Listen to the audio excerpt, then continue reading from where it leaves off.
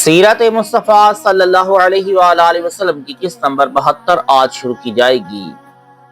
آج کا موضوع جنگ طائف میں بت شکنی تھا جو کل بھی بیان ہوا، جس میں حضور نبی رحمت صلی اللہ علیہ وآلہ وسلم نے حضرت طفیل بن عمر دوسی رضی اللہ تعالیٰ عنہ کو ایک لشکر کے ساتھ بھیجا وہ ذوالقفین کے بت خانہ کو برباد کر دیں۔ حضرت طفیل بن عمر دوسی رضی اللہ تعالیٰ عنہ 4 دن میں اس مہم سے فارغ ہو کر حضور صلی اللہ علیہ وآلہ وسلم کے پاس طائف میں پہنچ گئے۔ یہ ذوالقفین سے قلعہ توڑنے کے آلات منجنیق وغیرہ بھی لائے تھے، چنانچہ اسلام میں سب سے پہلی یہی منجنیق ہے جو طائف کا قلعہ توڑنے کے لیے لائی گئی۔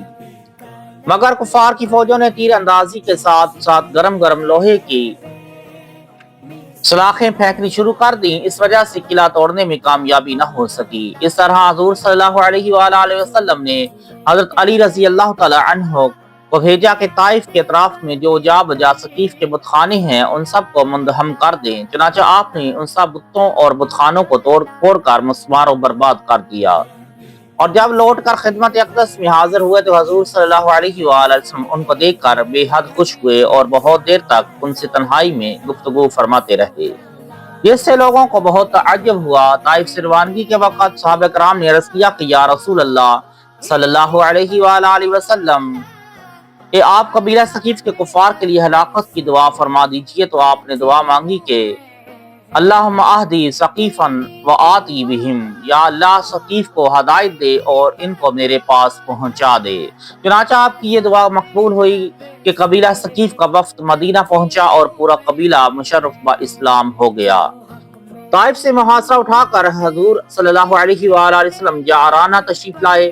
یہاں اموال غنیمت کا بہت بڑا ذخیرہ جمع تھا، 24,000 اونٹ، 40,000 سے زائد بکریاں، کئی من چاندی اور 6,000 قیدی۔ اسیران جنگ کے بارے میں آپ نے ان کے رشتہ داروں کے آنے کا انتظار فرمایا، لیکن کئی دن گزرنے کے باوجود جب کوئی نہ آیا تو آپ نے مال غنیمت کو تقسیم فرما دینے کا حکم دے دیا۔ مکہ اور اس کے اطراف کے نومسلم رئیسوں کو آپ نے بڑے انعاموں سے نوازا، یہاں تک کہ کسی کو 300 اونٹ، کسی کو 200 اونٹ، کسی کو 100 اونٹ انعام کے طور پر عطا فرما دیا۔ اسی طرح بکریوں کو بھی نہایت فیاضی کے ساتھ تقسیم فرمایا۔ جن لوگوں کو آپ نے بڑے انعامات سے نوازا وہ عموماً مکہ والے نومسلم تھے۔ اس میں بعض تو نوجوان انصاریوں نے کہا کہ رسول اللہ صلی اللہ علیہ وآلہ وسلم قریش کو اس قدر عطا فرما رہے ہیں اور ہم لوگوں کا کچھ خیال بھی نہیں فرما رہے ہیں، حالانکہ ہماری تلواروں سے خون ٹپک رہا ہے۔ اور انصار کے کچھ نوجوانوں نے آپس میں یہ بھی کہا اور اپنی دل چکنی کا اظہار کیا کہ جب شدید جنگ کا موقع ہوتا ہے تو ہم انصاریوں کو پکارا جاتا ہے اور غنیمت دوسرے لوگوں کو دی جا رہی ہے۔ آپ نے جب یہ چرچا سنا تو تمام انصاریوں کو ایک خیمہ میں جمع فرمایا اور ان سے ارشاد فرمایا کہ اے انصار، کیا تم لوگوں نے ایسا کہا ہے؟ لوگوں نے عرض کیا کہ یا رسول اللہ صلی اللہ علیہ وآلہ وسلم، ہمارے سرداروں میں سے کسی نے بھی کچھ نہیں کہا، ہاں چند نئی عمر کے لڑکوں نے ضرور کچھ کہہ دیا ہے۔ حضور صلی اللہ علیہ وآلہ وسلم نے انصار کو مخاطب فرما کر ارشاد فرمایا کہ کیا یہ سچ نہیں ہے کہ تم پہلے گمراہ تھے؟ میرے ذریعے اللہ تعالیٰ نے تم کو ہدایت دی، تم متفرق اور پراگندہ تھے۔ اللہ نے میرے ذریعے تم میں اتفاق و اتحاد پیدا فرمایا، تم مفلس تھے، اللہ نے میرے ذریعے سے تم کو غنی بنا دیا۔ حضور صلی اللہ علیہ وآلہ وسلم فرماتے ہیں اور انصار آپ کی ہر جملہ کو سن کر یہ کہتے جاتے تھے کہ اللہ اور اس کا رسول ہم پر بہت بڑا احسان ہے۔ آپ نے ارشاد فرمایا کہ انصار تم لوگ یوں مت کہو بلکہ مجھ کو یہ جواب دو کہ یا رسول اللہ، جب لوگوں نے آپ کو جھٹلایا تو ہم لوگوں نے آپ کی تصدیق کی، جب لوگوں نے آپ کو چھوڑ دیا تو ہم لوگوں نے آپ کو ٹھکانہ دیا، جب آپ بے سر و سامانی کی حالت میں آئے ہم نے ہر طرح سے آپ کی خدمت کی، لیکن اے انصاریوں، میں تم سے ایک ہی سوال کرتا ہوں، تم مجھے اس کا جواب دو۔ سوال یہ ہے کہ کیا تم لوگوں کو یہ پسند نہیں کہ سب لوگ یہاں سے مال و دولت لے کر اپنے گھر جائیں اور تم لوگ اللہ کے نبی کو لے کر اپنے گھر جاؤ؟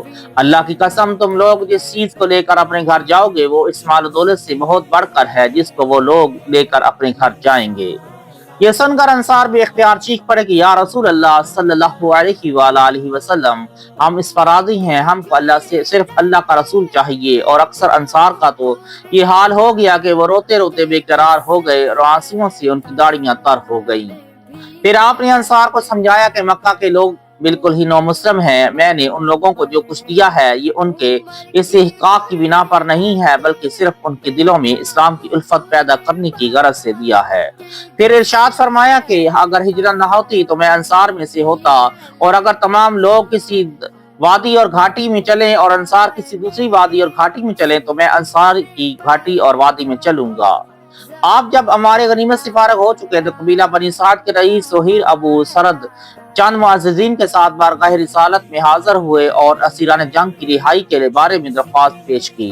इस मौका पर सुहैल अबू सरद ने एक बहुत मौसर तकरीर की, जिसका खुलासा ये है कि ए मोहम्मद सल्लल्लाहु अलैहि वसल्लम, आपने हमारे खानदान की एक औरत का यानी हलीमा का दूध पिया है। आपने जिन औरतों को उन छपरों में कैद कर रखा है उनमें से बहुत सी आपकी रजाई फूफियां और बहुत सी आपकी खालाएं हैं।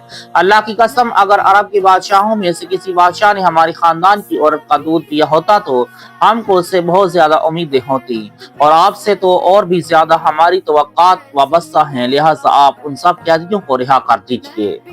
ज़ुहैर की तकरीर सुनकर हुज़ूर सल्लल्लाहु अलैहि वसल्लम बहुत ज्यादा मुतासर हुए और आपने फरमाया कि मैंने आप लोगों का बहुत ज्यादा इंतजार किया, मगर आप लोगों ने आने में बहुत ज्यादा देर लगा दी। बहरकैफ मेरे खानदान वालों के हिस्सा में जिस कदर लौंडी गुलाम आए हैं मैंने उन सब को आजाद कर दिया, लेकिन अब आम रिहाई की तदबीर ये है कि नमाज के वक़्त जब मजमा हो तो आप लोग अपनी दरख्वास्त सबके सामने पेश करें। चुनांचे नमाज ज़ोहर के वक़्त उन लोगों ने ये दरख्वास्त मजमा के सामने पेश की और हजूर सल्लल्लाहु अलैहि वसल्लम ने मजमा के सामने ये इरशाद फरमाया कि मुझको सिर्फ अपने खानदान वालों पर इख्तियार है, लेकिन मैं तमाम मुसलमानों से सिफारिश करता हूँ कि कैदियों को रिहा कर दिया जाए।